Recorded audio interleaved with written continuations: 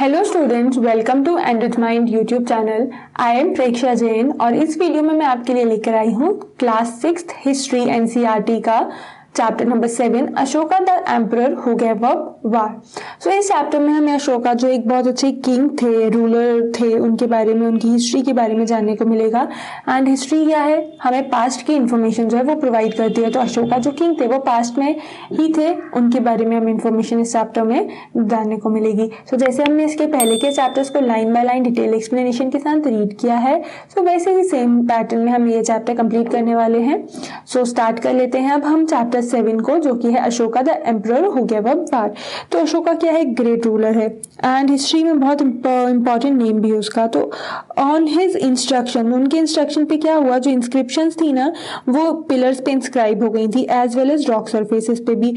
तो अगर ये फाइंड आउट किया जाए कि जो रिटर्न इंस्क्रिप्शंस हैं वो किस किंगडम में थी या फिर कौन सा एम्पायर था उस टाइम पे, तो ये सारी चीज़ें ना हमें इस चैप्टर में पता चलेंगी about the inscriptions and about the manuscript and more जो है अशोका द किंग के बारे में भी चैप्टर 7 में जानने को मिलेगा हमें। सो स्टार्ट करते हैं अब हम यहाँ पर रोहन्स रुपीज। तो अब इस चैप्टर में रोहन कौन है और क्या स्टोरी है, सॉरी रोशन्स। तो Roshan clutch the crisp notes that her grandfather had give her on her birthday. तो रोशन को उसके ग्रैंडफादर ने उसके बर्थडे पे क्या दिया, नोट दिया, मनी दिया, cash. while she badly wanted to buy a new CD, she also wanted to buy just see and feel the brand new notes. So जैसे वो उसको न्यू CD चाहिए थी, उतना ही डेडली वो फील करना चाहती थी न्यू नोट्स को। It was then that she noticed that all of them had a smiling face of Gandhi ji printed on the right. तो तब ने उसने नोटिस किया कि हर एक नोट पे गांधी जी का फेस है on the left side पे। What the lions 3 lions there 4 she wonders. तो उसने ये सोचा कि यहाँ पर ये जो लायंस है वो है किस लिए, तो वो हम देखते हैं आगे क्यों ये लायंस है। सो वेरी बिग किंगडम और एम्पायर, अगर बहुत बड़ा किंगडम है तो उसको क्या टर्म दे देते हैं, एम्पायर टर्म दे देते हैं। The lions that we see on our notes and coins have a long history. So जो लायंस होते हैं जो हम देखते हैं और नोट्स पे या कॉइन्स पे, वो बहुत पुरानी हिस्ट्री है। They were carved in stone and place on top of a massive stone pillar at Sarnath. तो ये क्या है, स्टोन पे क्रेव किए गए हैं एंड स्टोन पिलर जो कि सारनाथ में है। एंड इसके बारे में भी हमने चैप्टर 6 में देखा, सारनाथ जहाँ पर जाके बुद्धा ने एनलाइटमेंट अटेन करने के बाद प्रीचिंग्स और टीचिंग्स प्रोवाइड की थी। एनलाइटमेंट अटेन किया था कहाँ से, बौद्धिगया में। Ashoka was one of the greatest ruler known to history and on his instruction inscription were inscribed on pillar as well as on rock surfaces. तो अशोका क्या एक बहुत ही बड़े रूलर हैं एंड उनके कहने पर ही एंड उनके इंस्ट्रक्शन से ही जो इंस्क्रिप्शन हैं या वो पिलर्स में इंस्क्राइब की गई थी एंड वो रॉक सर्फेस पे भी देखने को मिलती है। Before we find out what was written in these inscriptions, let us see why his kingdom was called an empire. So पहले हम अगर ये देखें कि इन इंस्क्रिप्शन पे लिखा क्या है, हम उसके भी पहले ये देख लेते हैं कि जो एम्पायर है पूरा किंगडम को कब एम्पायर बोला। So the empire that Ashoka ruled was founded by his grandfather. तो जिस एम्पायर में अशोका रूल करते थे वो बनाया किसने था, उनके ग्रैंडफादर ने बनाया था, Chandragupta Maurya more than 2300 years ago. तो कौन थे अशोका के ग्रैंडफादर, चंद्रगुप्त मौर्य थे जिन्होंने ये मौर्यन एम्पायर बनाया था। एंड साथ साथ इतना बड़ा एम्पायर जो अशोका को मिला कब बनाया था, 2300 ईयर्स पहले बनाया था। Chandragupta was supported by a wise man named Chanakya और कौटिल्य। एंड चंद्रगुप्त मौर्य जो थे उनको एक वाइज मैन सपोर्ट करता था जिसका नेम था क्या, चाणक्य या फिर Kautilya. Many of Chanakya idea were written down in book called Arthashastra. And Chanakya जो थे उनकी काफी सारे जो फैक्ट्स हैं, नॉलेज है, वो आइडियाज हैं, वो सब कहाँ पर लिखे हुए हैं, अर्थशास्त्र में लिखे हुए हैं। Dynasty when members of the same family become rulers one after another, the family is often called a dynasty. तो जब जो मेंबर्स होते हैं किसी भी सेम फैमिली के, वो रूलर्स बन जाते हैं एक के बाद एक, तो जो फैमिली है वो ऑफन क्या बन जाती है, डायनेस्टी बनती है। The Mauryas were a dynasty with 3 important rulers. तो जो मौर्यास होते हैं वो क्या है, वो डायनेस्टी हैं एंड उसमें भी कितने रूलर्स हैं, 3 इंपॉर्टेंट रूलर्स हैं। Chandragupta Maurya, his son Bindusara and Bindusara's son Ashoka. So ये जो डायनेस्टी है जहाँ पर मेंबर्स एक सेम फैमिली के रूलर बनते जाते हैं one after the another, and family को ऑफन क्या बोला जाता है? डायनेस्टी बोलते हैं फैमिली को। तो जो मौर्य हैं वो क्या थे? एक डायनेस्टी थे जिसमें बहुत इंपॉर्टेंट रूलर्स हैं। चंद्रगुप्त हैं, उनका सब बेटा जो है वो बिंदुसारा है, एंड बिंदुसारा का जो सन है वो अशोका है। सो ये पूरा जो जनरेशन है वो इंक्लूड होती है। There were several cities in the empire marked with black dots on the map. These included the capital Pataliputra, Taxila and Ujjain. So बहुत सारी सिटीज थी एम्पायर में, जैसे पाटलिपुत्र है, उज्जैन है, तक्षशिला है। पाटलिपुत्र क्या कैपिटल थी। So Takshila was a gateway to the northwest, including Central Asia, while Ujjain lay on the route from north to south India. Ujjain कहाँ था? नॉर्थ टू साउथ जाने के रूट पे था। एंड तक्षशिला जो रहा ना वो नॉर्थ वेस्ट में एंटर होने के लिए गेटवे था, एंड इवन सेंट्रल एशिया में एंटर होने के लिए भी गेटवे था। Merchants, officials and craft person probably lived in these cities. तो इन सारी सिटीज में कहीं पर officials, merchants and craft person और ऑल द थ्री एक सिटी में रहते थे।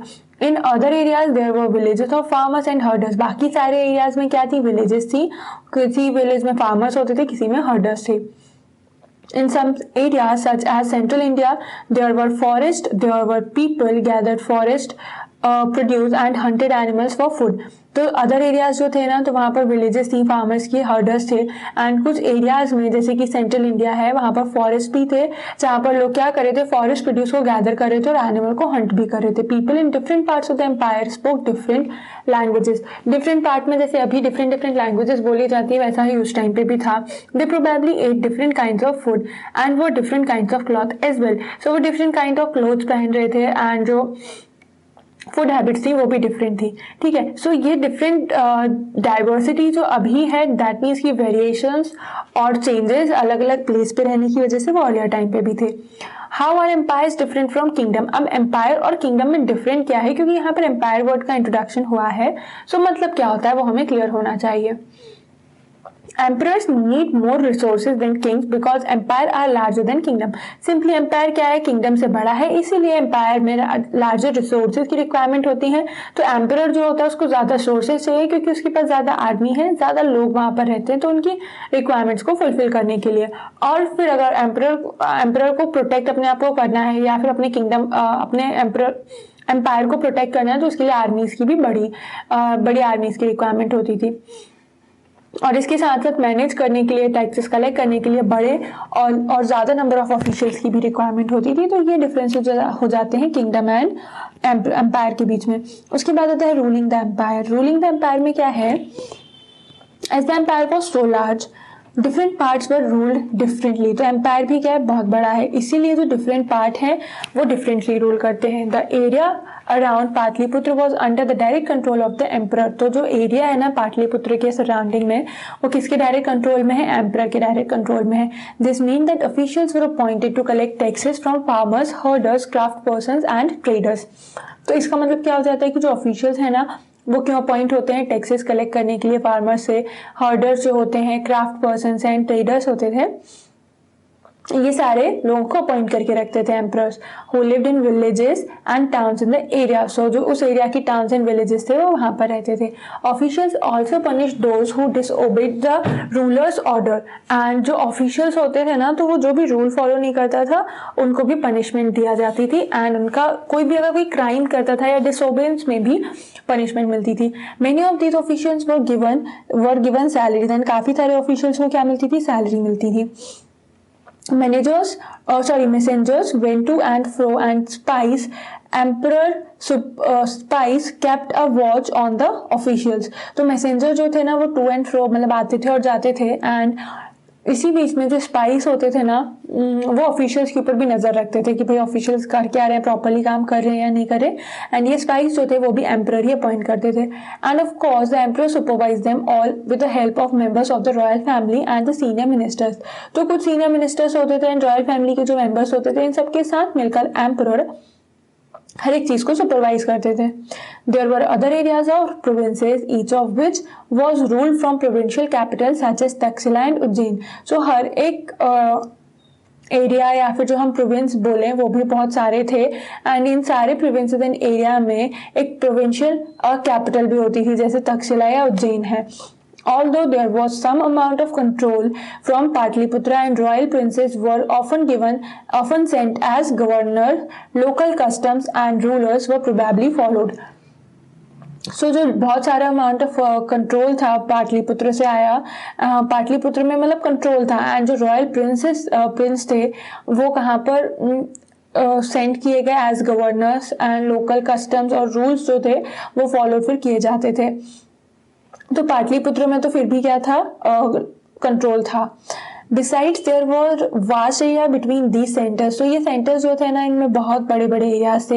How the Mauryas tried to control roads and rivers, which were important for transport, and to collect whatever resources were available as tax and tribute. तो इसके अलावा जो centres के बीच में वास्ट एरिया था, वहाँ पर मौर्य ने क्या ट्राई किया, रोड्स एंड रिवर्स को कंट्रोल करने का और कंस्ट्रक्ट करने का। एंड उसके लिए रोड्स क्यों कंस्ट्रक्ट करना था क्योंकि ट्रांसपोर्टेशन के लिए हेल्प करते हैं। एंड इसके अलावा अगर रोड्स कंस्ट्रक्ट करना है तो उसके लिए रिसोर्सेज की रिक्वायरमेंट होगी, एंड जो भी अवेलेबल टैक्स एंड ट्रिब्यूट है उसको भी कलेक्ट करना होता था। फॉर एग्जाम्पल, द अर्थशास्त्र tells us that the northwest was important for blankets. So अर्थशास्त्र में क्या बताते हैं कि नॉर्थ वेस्ट जो है वो किस लिए इम्पोर्टेंट है, ब्लैंकेट्स के लिए। And South India for its gold and precious stone, and South India में क्या है, गोल्ड एंड प्रीशियस स्टोन्स है। It is possible that these resources were collected as tribute. So ये पॉसिबल हो सकता है कि ये जो रिसोर्सेज है वो in the form of tribute collect कर लिए जाए। तो ट्रिब्यूट क्या है, अब unlike taxes which were collected on a regular basis, tribute was collected as and when it was possible from people who gave a variety of things more or less willingly. तो जैसे taxes होते हैं जो कि collect किए जाते हैं regular basis पर, ट्रिब्यूट जो है वो कलेक्ट तो किया जाता है, but when possible from people to give variety of things, जब लोगों के पास अलग अलग चीजें देने के लिए होता है तभी ये परफॉर्म किया जाता है, मोर और लेस विलिंगली उनको देना होता था। There were also the forested regions, and इसके अलावा फॉरेस्टेड रीजन्स भी थे काफी जगह पे। People living in these areas वो मोर और लेस इंडिपेंडेंट। तो इन एरियाज में रहने वाले लोग क्या थे, इंडिपेंडेंट तो थे बट काफी जगह ज्यादा थे एंड काफी जगह कम थे। But may have been expected to provide elephants, timber, honey and wax to Mauryan officials. But जो क्या एक्सपेक्ट किया जाता था, एलिफेंट्स प्रोवाइड करें कि timber, Honey, wax and Mauryan ये सारी चीजें मॉरियन ऑफिशियल्स को ऑफर करते थे या फिर देते थे। अशोका या यूनिक रूलर, अब अशोका एक यूनिक रूलर क्यों थे? The most famous Mauryan ruler was Ashoka. सबसे फेमस मॉरियन रूलर कौन है? अशोका है। He was the first ruler who tried to take his message to the people through inscription. तो अशोका फर्स्ट ऐसे रूलर थे जिन्होंने अपना मैसेज सेंड करने के लिए इंस्क्रिप्शन का यूज किया था, बिकॉज वो थोड़ा सेफ फॉर्म होता है। Most of Ashoka's inscription were in Prakrit and were written in the Brahmi script. तो स्क्रिप्ट होती थी ब्राह्मी एंड लैंग्वेज होती थी क्या, प्राकृत। तो अब इसके बाद आता है ये यूनिक बनाता है क्योंकि अशोका अपने जो मैसेजेस ट्रांसफर देते थे लोगों को अपने आवाम में, तो वो भी क्या होता था, इंस्क्रिप्शन के फॉर्म में होते थे, and that helped Ashoka and other people also कि वो जो मैसेज एक्चुअल में सेंड किया गया है वही मिले, डिस्ट्रॉय नहीं होता था एंड वो इंटेक्ट फॉर्म में रहता था। अशोका's वार इन कलिंगा, अब अशोका का जो कलिंगा में वार था उसके बारे में यहाँ पर इंफॉर्मेशन है।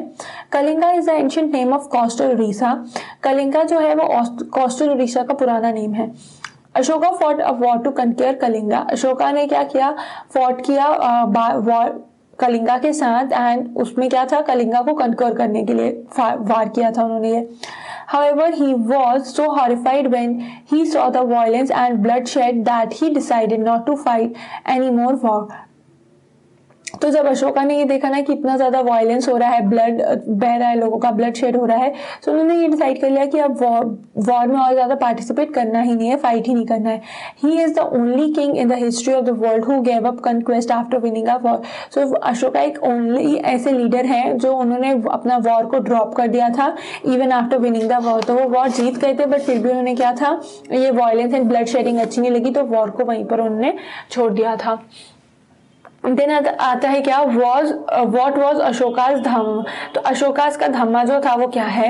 Ashoka's dhamma did not involve worship of a god और परफॉर्मेंस ऑफ अ सेक्रीफाइस। तो अशोका का जो धर्म या फिर धम्म जो है वो क्या है, उसमें गॉड की वर्शिप इन्वॉल्व नहीं है या फिर sacrifice करना इन्वॉल्व नहीं है। He felt that just as a father tries to teach his son, he had a duty to instruct his subject. he was also inspired by the teachings of the Buddha. तो अशोका का धर्म क्या हो रहा था कि गॉड जो है, गॉड की वर्शिप करना अकेला धर्म नहीं है, एंड जो सेक्रीफाइस परफॉर्म करना है वो भी धर्म नहीं है। उन्होंने क्या फील करते थे कि जो जैसे कि फादर क्या करते हैं, चिल्ड्रंस को पढ़ाने का ट्राई करते हैं, तो वो वहाँ पर उन्हें भी अपनी ड्यूटी को फुलफिल करना चाहिए to instruct his subjects, and he was also inspired by the teaching of the Buddha. तो इसलिए वो क्या थे, बुद्धा की टीचिंग से भी इंस्पायर्ड थे। There were a number of problems that troubled him. तो काफी सारी प्रॉब्लम्स थी जिससे लोगों को ट्रबल हो रही थी। People in the empire follow different religions and this sometimes led to conflicts. तो बहुत सारे जो लोग थे उस एम्पायर में वो अलग अलग रिलीजन फॉलो कर रहे थे, एंड समटाइम्स कॉन्फ्लिक्ट हो जाते थे, क्योंकि डाइवर्सिटी होती है जहाँ पर डिफरेंट ओपिनियंस होते हैं, वहाँ पर कॉन्फ्लिक्ट होना बहुत नेचुरल हो जाता है। एनिमल्स को सेक्रीफाइस किया जा रहा था। Slaves and servants were ill treated, and slaves and servants को बहुत बेकार तरीके से ट्रीट कर रहे थे। Besides there were quarrels in families and amongst neighbours, Ashoka felt it was his duty to solve this problem. तो जब ये क्वेरल्स और लड़ाई झगड़े फैमिलीज में बढ़ते ही जा रहे थे एंड इवन नेबरहुड्स में भी हो रहे थे, तो अशोका को वहां पर क्या फील हुआ कि ये उसकी रिस्पॉन्सिबिलिटी है कि जो नेबर्स हैं उनके बीच में एक कोऑर्डिनेशन बना के रखना है। So he appointed officials known as dhamma mahamatta. तो इसलिए उसने एक ऑफिशियल लिया, या फिर हम बोल सकते हैं नॉट द ऑफिशियल बट एक पर्सन लिया, धम्म महामत्ता, who went from place to place teaching people about धम्म। तो वो अलग अलग प्लेसेस पे जा रहा था एंड धम्म के बारे में बता रहा था। तो ये सिंपली क्या हो गया, ऑफिशियली हो गया कि भाई काम कर रहा है। Beside Ashoka got his message inscribed on rock and pillars, instructing his officials to read his message to those who could not read it। तो क्या था, जो एक ऑफिशियल अपॉइंट किया था धम्म महामत्ता, उसमें क्या आया कि एक प्लेस से दूसरी प्लेस तक गेट, एंड लोग क्या सिखाते हैं कि धम्म के बारे में। एंड इसके अलावा जो अशोका है उसको ये मैसेज मिला to inscribe rock and pillars. तो रॉक एंड पिलर्स को इंस्क्राइब करो, एंड इंस्ट्रक्शंस जो होते थे अपने ऑफिशियल्स को देते थे कि भाई मैसेजेस को प्रॉपरली रीड करना है, एंड जो भी इनको रीड नहीं कर पाते उनको डिफरेंट फॉर्म में इन्फॉर्म करना है। Ashoka also sent messages to people to spread ideas about Dhamma to other lands such as Syria, Egypt, Greece and Sri Lanka। तो अशोका और क्या सेंड किया, मैसेंजर सेंड किया, और वो क्या कर रहा था कि आइडियाज स्प्रेड करने में हेल्प कर रहा था। अबाउट जो धम्म के आइडियाज हैं उनमें अपने जो मैसेजेस है वो स्प्रेड कर रहे थे अदर लैंड्स को, जैसे कि श्रीलंका है, इजिप्ट है, ग्रीस है, साइरिया है। He built lands, dug well and built rest houses besides arranged for medical treatment both human being and animals. And इसके अलावा क्या हुआ, रोड बिल्स हुई, डग वेल्स हुए, एंड साथ साथ जो रेस्ट हाउस थे वो भी बिल्ट हुए, एंड इसके अलावा मेडिकल ट्रीटमेंट फैसिलिटीज भी अवेलेबल कराई थी। तो ये हो जाता है कि अशोका के धम्म के बारे में क्या है। एंड देन यहाँ पर ये जो डायग्राम बोल सकते हैं हम या फिगर है, तो ये दिया हुआ है ब्राह्मी स्क्रिप्ट। तो ब्राह्मी स्क्रिप्ट में अर्ली ब्राह्मी है, फिर देवनागरी आती है, फिर बंगाली आती है, मलयालम आती है एंड तमिल आती है। तो मोस्ट मॉडर्न इंडियन स्क्रिप्ट जो हैं वो यहाँ पर डेवलप्ड हैं from the Brahmi script, and over 100 of years ये हम बोल सकते हैं कि जो लेटर ए है वो ये डिफरेंट स्क्रिप्ट्स में कैसे लिखा जाता है। दैट मीन्स कि यहाँ पर ये जितने भी लेटर्स दिख रहे हैं ना, ये हर एक सेपरेट लैंग्वेज में ए लिखे हुए हैं। सो ये कैसे लिखते हैं यहाँ पर आप इजीली देख सकते हैं। क्लियर। अब आता है इस चैप्टर का exercise, let's recall. So first question इसमें, make a list of occupation of the people who lived within modern empire. तो मॉडर्न एम्पायर में जो लोग रहते थे उनकी ऑक्यूपेशन क्या थी? सिंपल है, farming, handicraft, trading, herding, hunting and gathering. ये सारी ऑक्यूपेशन जो थी मौर्यन एम्पायर के लोगों की थी। देन नेक्स्ट आता है कंप्लीट द फॉलोइंग सेंटेंसेस। तो यहाँ पर जो सेंटेंसेस है वो कंप्लीट करना है। इसमें फर्स्ट है officials collected blank from the area under the direct control of the ruler. तो ऑफिशियल्स क्या कर रहे थे, क्या कलेक्ट करते थे, कहाँ से कलेक्ट कर रहे थे, और जो एरिया से सराउंडिंग में एंड डायरेक्ट रूलर के कंट्रोल में थे तो टैक्स कलेक्ट कर रहे थे सिंपली, है ना। ऑफिशियल्स का काम क्या था, टैक्स कलेक्ट करने का था। देन उसके बाद नेक्स्ट आता है royal princes often went to province as. जो रॉयल प्रिंस थे वो प्रोविंसेस में किस फॉर्म में गए थे, वो प्रोविंसेस क्यों गए थे और क्या बन के गए थे। तो वो प्रोविंसेस गए थे गवर्नर बन के, तो यहाँ पर आ जाएगा क्या, गवर्नर। देन उसकी बात है third, the Mauryans rulers tried to control blank and blank which were important for transport. तो मौर्यंस क्या कर रहे थे, रोड्स एंड रिवर्स को कंट्रोल करने का ट्राई कर रहे थे, एंड रोड्स एंड रिवर्स दोनों ही के लिए इंपॉर्टेंट थे, ट्रांसपोर्टेशन के लिए इंपॉर्टेंट थे।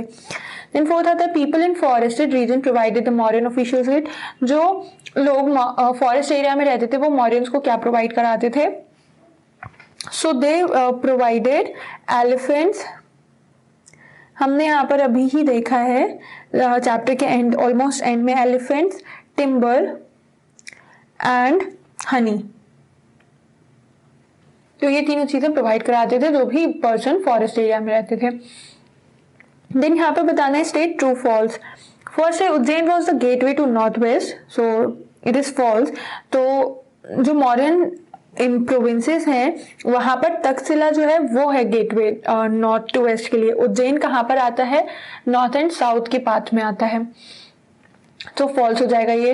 देन यहाँ पर बी मिसिंग है, मतलब नंबरिंग मिसिंग है, बस ये तो सी जो दिया हुआ है वो हो जाएगा बी। चंद्रगुप्त आइडिया वो रिटर्न डाउन इन द अर्थशास्त्र, तो चंद्रगुप्त के आइडिया जो थे वो अर्थशास्त्र में लिखे थे, नो नॉट चंद्रगुप्त। किसके आइडियाज लिखे हुए थे, अर्थशास्त्र एक संस्कृत बुक थी जिसका मतलब होता है इकोनॉमिक साइंसेज, तो आइडियाज जो थे वो कौटिल्य के थे और उनको चाणक्य बोलते हैं, नॉट चंद्रगुप्त। वो चंद्रगुप्त के असिस्टेंट हम बोल सकते हैं या उनके किंगडम में थे वो उस टाइम पे। So otherwise known as Chanakya, Kautilya has written or has given the ideas in Arthashastra. Then next है Kalinga was the ancient name of Bengal, तो कलिंगा जो है वो बंगाल का ancient name है, not at all। उड़ीसा जो कोस्टल रीजन है between Godavari and Mahanadi, modern day Orissa है, उसको कलिंगा बोला जाता था पहले, नॉट बंगाल, तो ये भी हो जाएगा फॉल्स। देन उसके बाद आता है most Ashokan inscription are in the Brahmi script, तो अशोका की जो मोस्टली इंस्क्रिप्शन थे वो ब्राह्मी स्क्रिप्ट में थी, तो ट्रू। स्क्रिप्ट ब्राह्मी थी एंड लैंग्वेज प्राकृत हुआ करती थी, सो ये हो जाएगा ट्रू। देन फोर्थ क्वेश्चन आता है what were the problems that Ashoka wanted to solve by introducing dhamma, तो अशोका कौन सी प्रॉब्लम सॉल्व करना चाहते थे धम्मा इंट्रोड्यूस करके।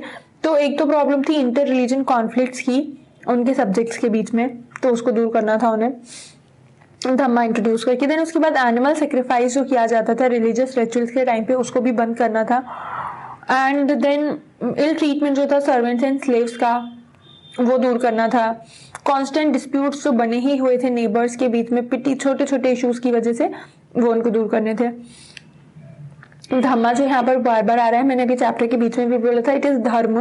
धम्मा क्या है, एक प्राकृत वर्ड है जिसका मतलब होता है धर्म, तो कंफ्यूजन मत करना कि यहाँ पर एक कोई डिफरेंट वर्ड आया है, धर्म ही होता है इसका मतलब। देन फिफ्थ है what were the mean adopted by Ashoka to spread the message of dharma, Ashoka ने धर्म का मैसेज स्प्रेड करने के लिए क्या मीन्स अडॉप्ट किए थे। सो फर्स्ट उन्होंने ऑफिशियल अपॉइंट कर दिया था जिसको बोलते थे धम्मा महामत्ता, जो डिफरेंट प्लेसेस जाके अपना मैसेज, जो धर्म के मैसेज थे वो स्प्रेड करते थे। देन उसके बाद उन्होंने क्या किया, जो मैसेजेस थे पीपल के लिए, उनके किंगडम के लोगों के लिए, वो इतनी सिंपल लैंग्वेज में लिखते थे कि जो कॉमन लोग हैं वो भी समझ पाए या पढ़ भी पाए, इंस्क्रिप्शन के फॉर्म में होते थे। देन ऑफिशियल जो थे वो डायरेक्टली रीड आउट करते थे मैसेजेस को जो कि पिलर्स पे इंस्क्राइब्ड होते थे, उन लोगों को भी बताने के लिए जो रीड नहीं कर सकते हैं। सो ये सारी चीज़ें थी जो अशोका ने अडॉप्ट की थी। देन सिक्स्थ क्वेश्चन है यहाँ पर, why do you think slaves and servants were ill treated, do you think the order of the emperor would have improve their condition. तो आप यहाँ पर क्या बताते हैं कि जो स्लेव एंड सर्वेंट्स होते थे वो इल ट्रीट किए जाते थे, एंड जो ऑर्डर्स होते थे एम्परर के उसकी वजह से कंडीशन इंप्रूव हुई है, इसके लिए रीजन भी देना है। तो स्लेव एंड सर्वेंट्स जो थे ना वो इल ट्रीट तो किए जाते थे, क्या रीजन थे कि मोस्ट जो थे वो वॉर के प्रिजनर्स थे, सम लोएस्ट सोशल ऑर्डर को बिलोंग करते थे, स्पेशली शूद्र जो होते थे, एंड जो कंसेप्ट था ना ह्यूमन राइट का वो वर्चुअली नॉन एग्जिस्टेंट था ड्यूरिंग दैट पीरियड। एंड जो कंडीशंस थी वो इम्प्रूव क्यों हुई, after the order of emperor, because कोई भी no one would dare defy the supreme order of the emperor himself, कोई भी अपने आप से एम्परर का ऑर्डर डिनाई नहीं कर सकता है, डिफाई नहीं कर सकता था। और जो भी लोग डिसोबे करते थे एम्परर को, उनको सीवियर पनिशमेंट मिलती थी ऑफिशियल से। फिर जो एम्परर होते थे वो सुप्रीम कमांडर होते थे मौर्यन एम्पायर के, एंड इसलिए उनका जो वर्ड है was law and had to be obey to the fullest extent, इसलिए फुलेस्ट एक्सटेंट तक उनका जो वर्ड थे वो फॉलो करने पड़ते थे। एंड इसके बाद एक और है कि लेट्स 2 में 7th आ जाता है कि write a short paragraph explaining to Roshan why the lions are shown on the currency notes, list at least one other object on which you see them. तो यहाँ पे जो स्टार्टिंग हुआ था चैप्टर का, जहाँ पे मैंने आपको बोला भी था कि इस क्वेश्चन का आंसर हमें मिलेगा, जो चैप्टर में तो नहीं मिला है बट क्वेश्चन आंसर में शॉर्ट पैराग्राफ है, वहां पर आपको ये आंसर मिलेगा कि अशोका पिलर जो है ना वो सारनाथ में है एंड उसमें 4 लायंस है। हमें 3 दिखते हैं सामने, एक फ्रंट लेफ्ट राइट में, बट 4 है लायंस, बैक साइड पर भी एक है। तो जो लॉर्ड बुद्ध है ना, उन्होंने अपना फर्स्ट जो प्रीचिंग थी, टीचिंग थी वो, और या फिर सेरेमनी हो गई एनलाइटमेंट अटेन करने के बाद, वो कहाँ पर दी थी? सारनाथ में दी थी। एंड जो 4 लायंस है वो बुद्धिज्म से रिलेटेड है और वो पीस एंड फ्रेंडशिप सिग्निफाई करते हैं। सो ड्यूरिंग इंडिपेंडेंस जो स्ट्रगल था ना, Buddhist ideals of non violence inspired the freedom movement, and फिर इसलिए ये जो लायंस थे वो सिग्निफाई करते हैं ट्रुथ, पीस एंड फ्रेंडलीनेस को। इसके साथ साथ जो लायन का सिंबल है वो यहाँ पर होता है, एम्बलम होता है सुप्रीम कोर्ट ऑफ इंडिया में, then central bureau of investigation में, पुलिस में, एंड ऑलमोस्ट जितने भी गवर्नमेंट डिपार्टमेंट्स है वहां पर भी होता है ये। एंड ये और कहाँ देखा जा सकता है? सारे पासपोर्ट्स जो होते हैं ना उनके ऊपर भी देखा जा सकता है, इंडियन पासपोर्ट्स में। देन 8th क्वेश्चन है में है, these are not the questions but 7th question आप लिख सकते हैं कि करेंसी नोट्स में लाइन अगर होता है तो उसका रीजन क्या है, एंड और कौन सी ऑब्जेक्ट्स हैं जहां पर ये लाइन देखने को मिलते हैं। एंड देन 8th क्वेश्चन है, suppose you had the power to inscribe your orders, what 4 commands would you like to issue. तो अगर आपको पावर इशू करने की ऑर्डर्स दे दिए जाएं तो आप कौन से कमांड्स जो है वो इशू करेंगे। तो इसके बारे में आप अपने ब्रेन पे थोड़ा सा जोर डालें एंड फिर इसको अपने वर्ड्स में या फिर आपके माइंड में क्या है कि क्या आप पावर्स देना चाहेंगे, सो इसको आप अपने आप से लिखने का ट्राई करेंगे। और इसके ही साथ ये जो चैप्टर है ये एंड होता है Ashoka the emperor who gave up the war. तो बहुत ही छोटा सा एंड सिंपल सा चैप्टर है जिसको आपको ध्यान से पढ़ना है। यहाँ पर द ग्रेट लीडर अशोका या द ग्रेट एम्परर अशोका जो है उसकी बहुत ब्रीफ स्टोरी है। तो चैप्टर को एक बार और पूरा रीड करें, जो भी बॉक्सेस में एक्स्ट्रा इन्फॉर्मेशन दी है वो भी जरूर रीड करें, कहीं ना कहीं वो काम में जरूर आते हैं। तो अगर हिस्ट्री पढ़ रहे हैं तो डिटेल में नहीं पढ़ा तो बिल्कुल भी काम नहीं चलेगा, इसलिए जितने भी एक्स्ट्रा रीडिंग्स पॉइंट दिए हुए हैं वो जरूर पढ़ना है। एंड चैप्टर से जो रिलेटेबल होते हैं वो हम साथ साथ ही रीडिंग करते जाते हैं ना। तो उसके बाद यहाँ पर ये चैप्टर एंड होगा, उससे पहले ये देख लेते हैं जो इंपॉर्टेंट डेट्स यहाँ पर दी हुई हैं। बिगनिंग हुई है मौर्यन एम्पायर की कब? Around 2300 years ago. सो इतने पहले की जो मौर्यन एम्पायर है वो बिगिन हो गया है। एंड आफ्टर दैट ऑल्सो जो मौर्यन एम्पायर है वो लोगों के उसके बारे में इंफॉर्मेशन है। क्यों? क्योंकि हिस्ट्री की जो बुक्स हैं उनमें ये सारी चीजें लिखी हुई हैं, दैट इज वाई ये हिस्ट्री जो है वो इम्पॉर्टेंट होती है एंड पास्ट की इन्फॉर्मेशन जानने में हेल्प करते हैं। क्लियर हुआ? सो कोई भी डाउट्स अगर होते हैं तो वो आप कमेंट सेक्शन में पूछो। यहाँ पर ये वीडियो एंड हो गया। अब हम नेक्स्ट वीडियो में मिलेंगे जहां पर हम नेक्स्ट चैप्टर हिस्ट्री का कंटिन्यू करेंगे। Till then complete this chapter, try to write the answers to this question in your own word and by your own. कोई भी चीटिंग नहीं, कहीं से कॉपी नहीं करना है, अपने आप से क्वेश्चन आंसर्स जो है वो लिखने का ट्राई करना है। So thank you so much.